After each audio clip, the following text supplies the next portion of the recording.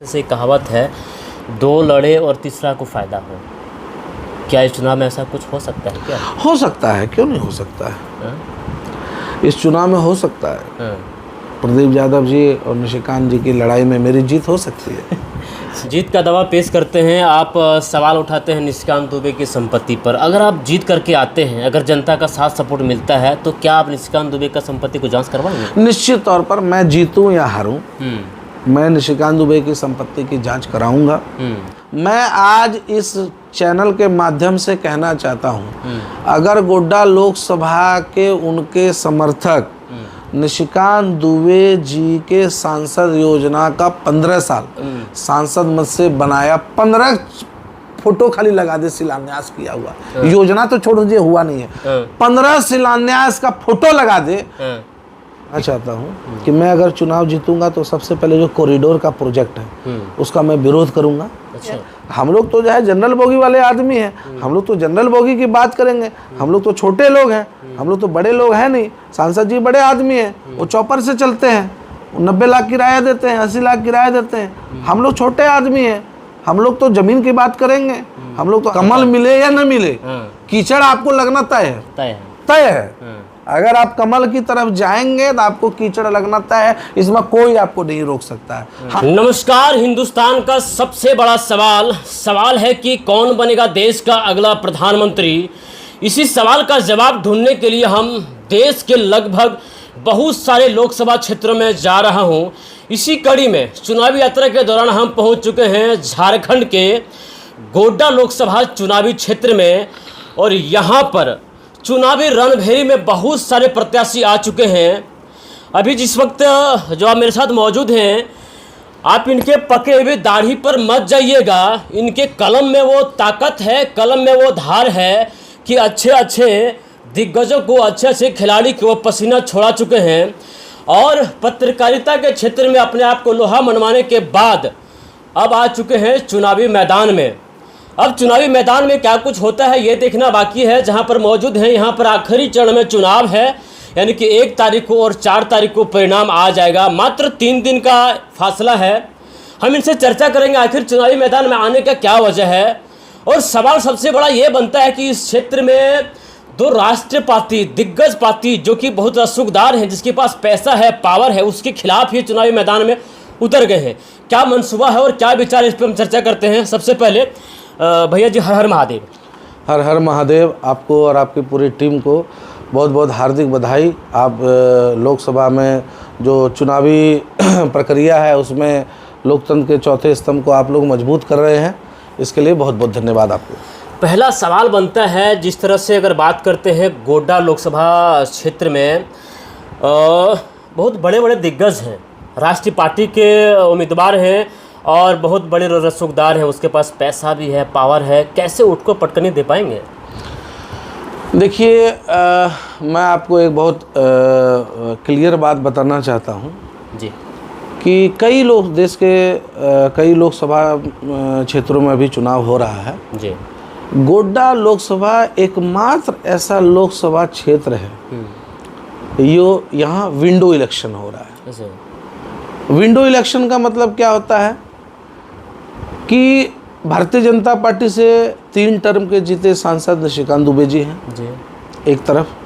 दूसरी तरफ 3 टर्म से हारे हुए कांग्रेस से प्रत्याशी प्रदीप यादव जी हैं। ये चौथा चुनाव है उन लोगों का। विंडो इलेक्शन का मतलब यह है कि इस चुनाव में प्रदीप यादव जी अगर हार जाते हैं तो उनका राजनीतिक कैरियर जो है लोकसभा से जीवन भर के लिए समाप्त हो जाएगा। जनता उनको विंडो से बाहर फेंक देगी। और अगर भारतीय जनता पार्टी के सांसद निशिकांत दुबे जी हार जाते हैं तो उनको पार्टी बाहर कर देगी। और फिर यहाँ पर बीजेपी का जो गढ़ है, जो 3 टर्म से निशिकांत दुबे जी ने अपना झंडा गाड़ा हुआ है पार्टी का, हालांकि ये पार्टी का पुराना सीट रहा है, प्रदीप यादव जी भी बीजेपी से जीते हुए हैं। तो 3 टर्म जीतने के बाद अगर निशिकांत दुबे जी हार जाते हैं चुनाव तो उनको भी पार्टी विंडो से बाहर कर देगी। इसलिए मैं कह रहा हूं कि गोड्डा लोकसभा एक विंडो इलेक्शन चुनाव है। मतलब हम कह सकते हैं जीत और हार एक अपनी तरफ है, बाकी दोनों प्रत्याशी की नाक नाक की बात है। नहीं, नाक की बात नहीं है, इनका जिंदगी का सवाल है।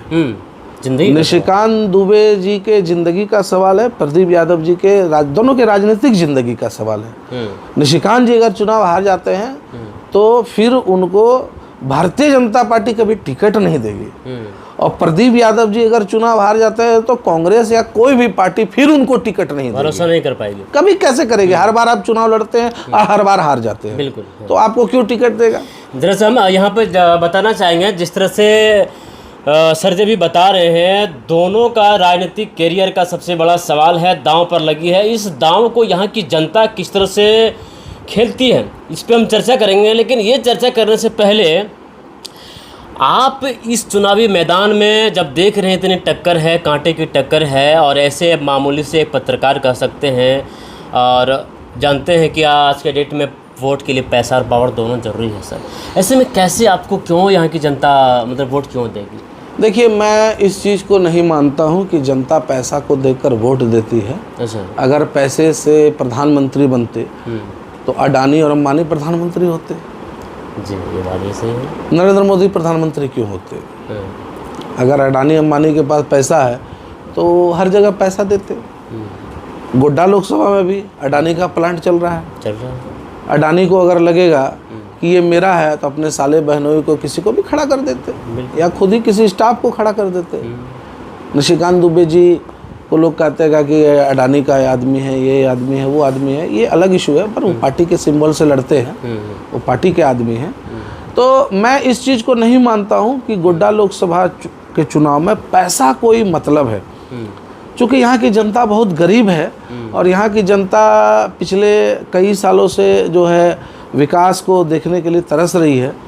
अडानी का प्लांट आने से लोगों को लगा था कि विकास होगा, परंतु गोड्डा में आप देख लीजिए कि देश में अगर 33 से लेकर 38% तक टेम्परेचर रह रहा है, तो गोड्डा में 42 रह रहा है। अच्छा। गोड्डा की स्थिति आगामी 10 सालों में बहुत ख़राब होने वाली है। अडानी प्लांट का उसका जो सरकार का उनका जो MOU है, उस प्लांट पर वो चल नहीं रहा है। इसके चलते गोड्डा की गर्मी धीरे धीरे बढ़ती जा रही है, और मैं चुनाव जीतूंगा गोड्डा लोकसभा में तो सबसे पहले जो अडानी का जो प्लांट है, उसका जो गवर्नमेंट का जो नॉर्म्स है, उस नॉर्म्स को मैं फॉलो करने के लिए प्रतिबद्ध रहूँगा। उसके लिए मैं संसद में आवाज़ उठाऊंगा, उसके लिए मैं हाई कोर्ट जाऊँगा, सुप्रीम कोर्ट जाऊँगा, क्योंकि अगर इस बार जनता ने मौका चूका और मेरे जैसे प्रत्याशी को अगर वोट नहीं दिया, तो मैं इस चैनल पर आपको मैं कह रहा हूँ कि आगामी 5 साल के बाद गोड्डा में 1 लाख रुपये में मकान बिकेगा, कोई खरीदार नहीं होगा। इतना तेज़ी से वहाँ का टेम्परेचर बढ़ रहा है, इतना तेज़ी से भूमिगत जल का उपयोग वहाँ हो रहा है, खुले तार से बांग्लादेश को बिजली का सप्लाई हो रहा है, कोयले की ज़बरदस्त चोरी हो रही है। अडानी को कोयला ऑस्ट्रेलिया से लाना है, लेकिन जैसे मेरे को सूचना है कि अडानी लोकल कोयला का उपयोग कर रहा है। इन सब चीज़ों से जनता को बचने के लिए और अपने बीवी बाल बच्चों के भविष्य के लिए गोड्डा लोकसभा के मधुपुर, देवघर, पोड़ैयाहाट, जरमुंडी और महागामा क्षेत्र के लोगों को मेरे जैसे साफ सुथरे छवि के प्रत्याशी को वोट देना होगा, जिनके ऊपर भ्रष्टाचार का कोई केस नहीं है, जिनके ऊपर मैं धमकी देने का कोई केस नहीं है, जिनके ऊपर मैं 22 साल से सार्वजनिक जगत में हूँ, पत्रकारिता जगत में हूँ।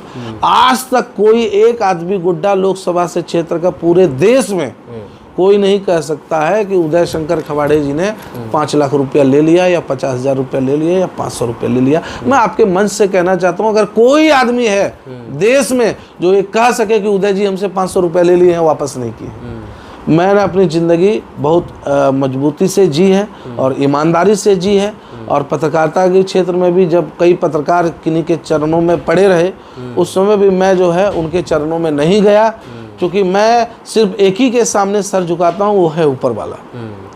वो चाहते हैं, देवघर में एक पंडा समाज में कहावत है कि देने वाला बैल वाला, वही देते हैं।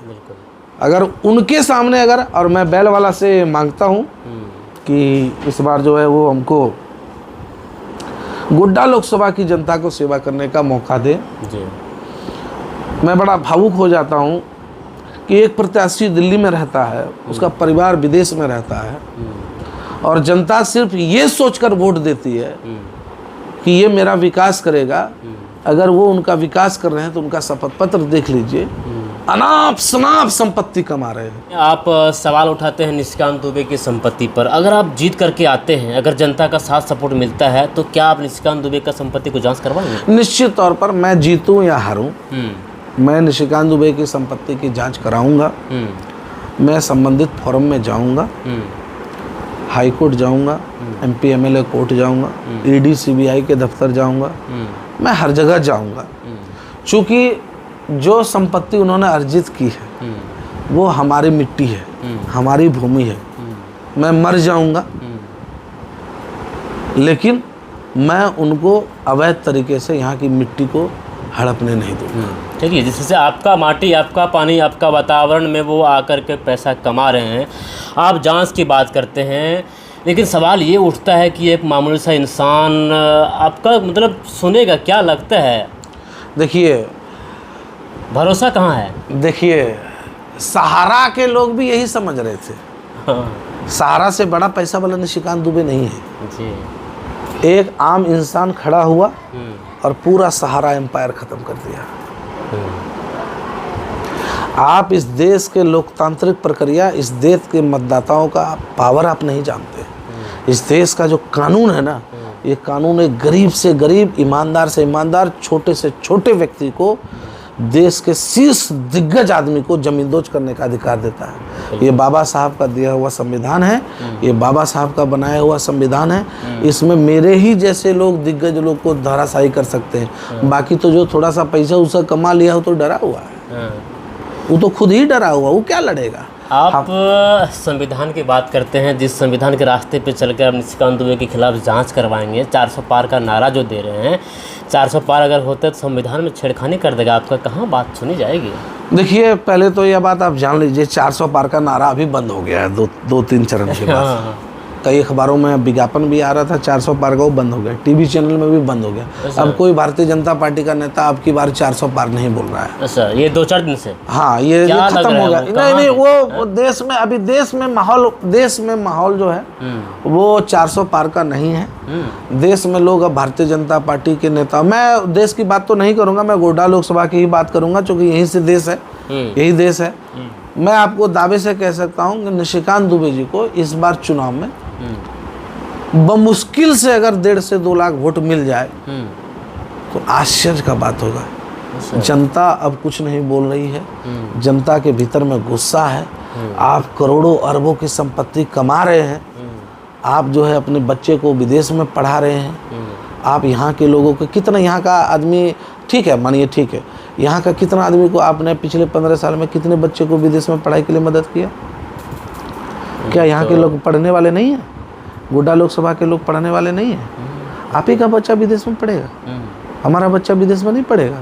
नहीं पढ़ेगा। आप ही के पास पैसा है। अगर आप सांसद हैं तो आप हमारे क्षेत्र के लोगों के लिए क्या किए हैं? आपने कहा कि कोरोना में हमने मदद किया। क्या मदद आपने कोरोना में किया? कुछ भी नहीं किया आपने कोरोना में। और तो और जो है, कोरोना में जब लोग जो है यहाँ पर परेशान थे, कोरोना में घर में बंद थे, आप कोरोना में क्षेत्र में थे, आप कोरोना में दिल्ली में थे। उनकी कई तस्वीरें सोशल मीडिया पर वायरल हैं, जिसमें कोरोना में दिल्ली में वो लंगर चला रहे हैं, ये चला रहे हैं। आप कोरोना में यहाँ थे, आप कोरोना में दिल्ली में थे, आप कोरोना में यहाँ आना भी उचित नहीं समझे। इसलिए जनता इस बार जो है उनको वोट के चोट से जवाब देगी, इस बार उनको क्षेत्र से बाहर करेगी। और मैं सबसे अपील करता हूँ कि एक बार जो है जी, आप मुझे मौका दीजिए, मैं पानी का पानी, दूध का दूध अलग करके रख दूंगा।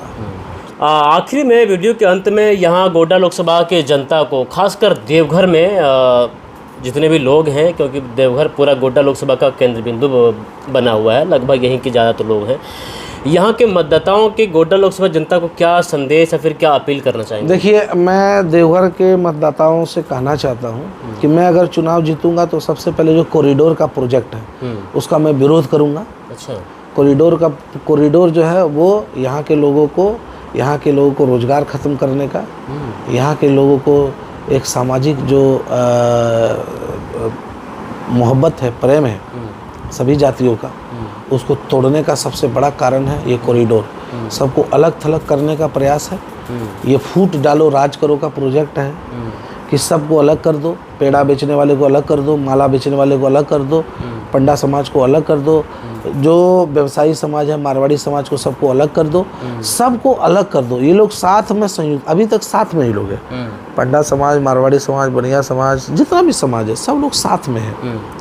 पंडा समाज के कई प्रॉपर्टी पनिया समाज दुकान करता है, कई लोग मारवाड़ी समाज के भी कई प्रॉपर्टी में पंडा समाज के लोग भी जो है अपना काम करते हैं। कॉरिडोर जो है इनको छिन्न भिन्न करने का प्रयास करेगा और मैं चुनाव जीत कर आऊँगा तो मैं सबसे पहले कॉरिडोर का विरोध करूँगा। मैं इसको अपने जीते जी होने नहीं दूंगा। आप कॉरिडोर का पुरजोर विरोध करेंगे, जीते जी कॉरिडोर बनने नहीं देंगे। इस कॉरिडोर से अगर सही में देखा जाए, यहाँ देवघर का पंडा समाज का, पेड़ा वाला का, बनिया का, फूलमाला का बहुत बड़ा नुकसान हो सकता है एकदम। तो इसमें अगर आप ये बात अगर पंडा समाज जो सुनते हैं, अगर जानते हैं, तो उनको पंडा समाज आपका कितना साथ देगा? देखिए, जनता के बीच में वो बातें नहीं जा रही हैं जो जानी चाहिए जी। जनता ये चीज़ नहीं जान रही है जो जानना चाहिए। जनता को जो है ऐसा चीज़ बताया जा रहा है कि आपको हसीन सपने दिखाए जा रहे हैं। कई होता था ना कि एक डॉक्टर था, वो कमाने का क्या था कि आप उसके पास जाइएगा पेट दर्द करने के लिए, तो आपको कह देगा अगर पेट दर्द क्यों कर रहा है, आपको तो ब्रेन ट्यूमर है, आपका पेट दर्द खत्म हो जाएगा। यार हम तो पेट दर्द दिखाने आए थे, हमको ब्रेन ट्यूमर कर दिया। आपको सिर्फ बरगलाया जा रहा है, आपका इलाज नहीं किया जा रहा है। अगर इलाज किया जाता तो आप मेरे को बताइए कि पिछले 15 साल में कहते कि हम एयरपोर्ट लेकर आए हैं, एयरपोर्ट लेकर आए हैं, एयरपोर्ट से क्या विकास हुआ? एयरपोर्ट से क्या विकास हुआ? एयरपोर्ट का भाड़ा देख लीजिए आप। अगर मैं अपने पत्नी बाल बच्चा सहित दिल्ली अगर जाऊंगा और आऊँगा, अभी 8,000 रुपया एक आदमी का, 8,000 रुपये किराया है, तो आप बता दीजिए कि 32-34 हज़ार रुपया जाने का और 32-34 हज़ार रुपया आने का। अगर मैं दिल्ली अपने बच्चे बीवी परिवार के साथ दिल्ली जाता हूँ और आता हूँ तो 1 लाख रुपया मेरा किराया में चले जाएगा जी। कौन आदमी देवघर में है भाई कि 1 लाख रुपया किराया करके दिल्ली जाएगा? मोदी जी कहते हैं हवाई चप्पल वाले को हवाई जहाज। कहाँ जा रहे हैं? ये सिर्फ पूंजीपतियों को फायदे के लिए किया जा रहा है और एयरपोर्ट DRDO के चलते बनाया गया। इसके आम जनता को इसको, हाँ लोग सहयोग, जिनके पास पैसा वो जा रहे हैं, पैसा तो यार राजधानी में भी लोग जा रहा है, ऐसी बात नहीं है। हम लोग तो जो है जनरल बोगी वाले आदमी हैं, हम लोग तो जनरल बोगी की बात करेंगे। हम लोग तो छोटे लोग हैं, हम लोग तो बड़े लोग हैं नहीं। सांसद जी बड़े आदमी हैं, वो चौपर से चलते हैं, 90 लाख किराया देते हैं, 80 लाख किराया देते हैं। हम लोग छोटे आदमी हैं, हम लोग तो ज़मीन की बात करेंगे, हम लोग तो हवाई जहाज की बात नहीं करेंगे। कंपनी के काम से मैं जाता हूँ, लेकिन मैं अपने काम से नहीं जाता हूँ, मैं ट्रेन से जाता हूँ। मेरे पास अपने एक स्कूटी है, मेरे पास कुछ नहीं है।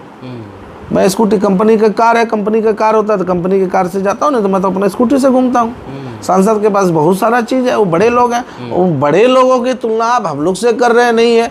हम लोग जनता गरीब है, हमारा बच्चा भी यहीं पढ़ता है, उनका भी बच्चा भी सबका यहीं पढ़ता है। हम लोग लोकल की बात करो, वो बड़े लोग हैं, उनकी बड़ी बातें हैं, उनसे हमारा कोई तुलना नहीं है। मैं गोड्डा लोकसभा की जनता को कहना चाहता हूँ कि आप अपने घर के बच्चे को वोट दीजिए, अपने जाति धर्म संप्रदाय के लोगों पर आप भरोसा करिए। आप अपने लोकल लोगों, मैं लोकल पर वोकल, मैं इसलिए किसी प्रत्याशी का विरोध नहीं कर रहा हूँ। मैं कह रहा हूँ कि आप लोकल, अगर आपको लगता है कि मैं अच्छा कर सकता हूँ मुझे वोट दीजिए। प्रदीप यादव जी अच्छा कर सकते हैं, उनको वोट दीजिए। अभिषेक जी कर सकते हैं अच्छा, उनको वोट दीजिए। अगर आपको लगता है कि नहीं बाहर से आया हुआ आदमी है, बाहर से अच्छा से बढ़िया काम कर रहा है, बहुत अच्छा काम कर रहा है, ये कर रहा है, वो कर रहा है, बहुत पैसा है, बहुत दौलत है, ये है वो है, अगर आपको ये देख कर वोट देना है तो आप जो है कीचड़ में जाइए अपना। आपको तो कीचड़ लगेगा तय है, कमल मिले या न मिले, कीचड़ आपको लगना तय है।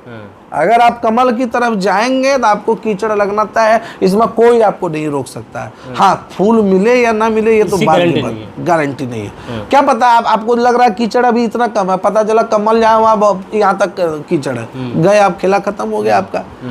कमल फूल मिला भी नहीं और आपका जान भी चल गया। इसलिए हम कहेंगे कि आप कैंची पर आइए, घर में अपना काम होता है, आपकी अंगुली के अनुसार हम चलेंगे, आप जैसा कहिएगा हम वैसा ही करेंगे जैसा कैंची करती है। चलिए, हाँ धन्यवाद।